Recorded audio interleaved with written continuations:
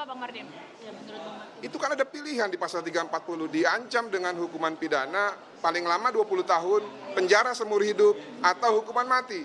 Dalam hal ini, Putri Chandrawati sudah terbukti dalam fakta persidangan bahwa dia adalah salah satu aktor intelektual yang menghendaki dan mengingini hilangnya nyawa Joshua ataupun perampasan nyawa Joshua. Masa orang yang memiliki niat jahat membunuh secara berencana, yang mana membunuh itu adalah hak absolut milik Tuhan, hanya dihargai tuntutan 8 tahun. Nanti besok-besok orang akan membunuh orang secara berencana. Ada masalah dikit dibunuh. Mau begitu negara kita? Mau nggak? Kalau saya nggak mau, lebih baik saya tidak tinggal di negara ini kalau begitu cara mainnya gitu. Jadi killing field kita. Dikit-dikit bunuh, dikit-dikit bunuh. Tapi tadi ada 15 poin yang disebut tidak sesuai dengan fakta persidangan ataupun keterangan dari para saksi. Itu pendapat dari kuasa hukum terdakwa yang tadi disampaikan. Hanya asumtif begitu Bang Martin. Ya, mereka juga bekerja juga dengan cara halusinasi kok. Coba lihat bukti yang mereka sampaikan, 35 bukti, 15 bukti itu. 35. Ada nggak yang relevan? Nggak ada, itu semua jadi bahan tertawaan. Bahkan anak saya yang kecil 5 tahun pun tertawa melihat itu, sehingga membuat gambar ya pistol ada kakinya.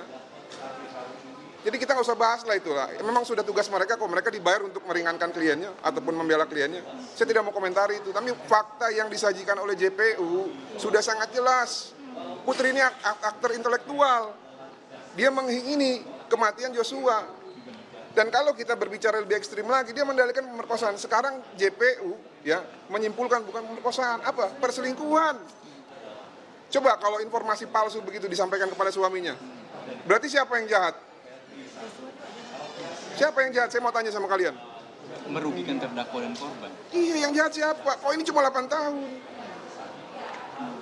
Pak, tapi tanggapan dari keluarga sendiri bagaimana? Ini kan maksudnya dibilang itu adalah perselingkuhan, yang artinya kalau perselingkuhan itu kan... Sangat kecewa lah, nggak mungkin Joshua mau selingkuh sama orang yang lebih tua. Dan itu kan dia dianggap orang tua angkatnya.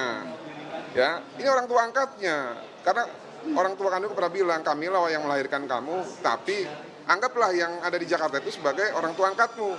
Berlakulah baik kepada dia. Dan hukum Tuhan yang kelima, kasihlah orang tuamu. Orang tua itu bisa siapa saja yang lebih tua. Memang secara spesifik untuk orang tua kandung, tapi orang tua yang ada di lingkungan kerja dia juga harus dihormati.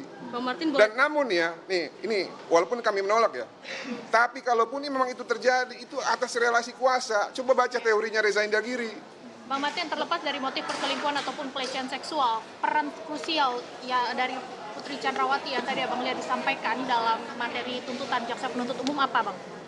Perannya yang pertama ya, berdasarkan fakta persidangan, Putri itu ya memerintahkan untuk melucuti senjata Joshua, padahal yang membunuh Joshua itu kuat, ya pakai pisau. Lalu yang kedua, ya ada petunjuk dari Richard Eliezer yang mengatakan ya bahwa sudah ada perintah membunuh pada saat sebelum di Duren 3 ataupun di Saguling, yaitu ingin menabrakkan mobil ke bagian samping di jalan tol. Lalu peran ketiga itu ada tertangkap di CCTV Putri Chandrawati bersama-sama dengan Kuat naik ke lantai 3, diduga keras. Disitulah konsep ataupun skenario untuk pelecehan seksual, konsep untuk mengarahkan ataupun menggiring korban ke tempat pembantaian di Duren 3, dan konsep-konsep yang lainnya untuk memuluskan keinginan jahat mereka untuk merampas nyawa Joshua itu dilaksanakan gitu loh.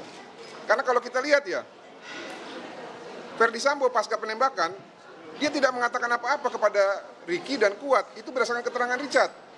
Namun tiba-tiba pada saat penyidik memeriksa Kuat dan Ricky tahu skenario tembak-menembak, skenario pelecehan seksual. Tahu dari mana kalau dia tidak tahu sebelumnya, sebelum di Duren 3. Nah, cuman yang saya bingung itu adalah kenapa ya, ditambah lagi tadi satu lagi, si Putri ini juga sudah mempersiapkan caranya supaya penyidik itu yakin terjadi pelecehan dengan apa? Dengan mengganti baju pada saat penembakan tersebut. Dan pada saat penembakan berdasarkan fakta persidangan juga, pada saat menjadi saksi, Putri mengatakan pada saat peristiwa penembakan dia hanya menutup telinga. Padahal lazimnya kalau orang ada suara tembakan, yang pertama dilakukan adalah sembunyi atau ngumpet di bawah kolong tempat tidur atau di dalam lemari. Langsunglah menelpon ajudan yang lain.